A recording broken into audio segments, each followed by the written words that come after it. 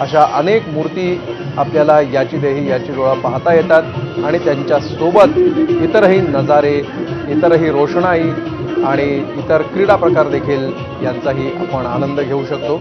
सध्या नागपूर आणि नाशिक या दोन शहरातली दृश्य सध्या आपण पाहतो आहोत। सांस्कृतिक कार्यक्रमांचं आयोजन नागपूरमध्ये करण्यात आलेलं आहे आणि प्रत्येक राज्यातील प्रकार या ठिकाणी सादर करण्याचा प्रयत्न केला जातो आहे।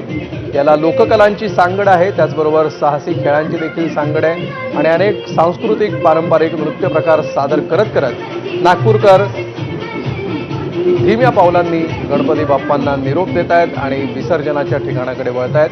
तीच परिस्थिती नाशिकमध्ये देखील सध्या ढोल ताशांच्या गजरामध्ये गणपती बाप्पाची विसर्जन मिरवणूक सुरू आहे आणि वेगवेगळी पारंपरिक वाद्य सध्या वाजवली जात आहेत। डमरू घेऊन काही मंडळ आणि नागरिक या ठिकाणी आल्याचं आपण पाहतो आहोत। नागपूर आणि नाशिकमधली ही थेट दृश्य।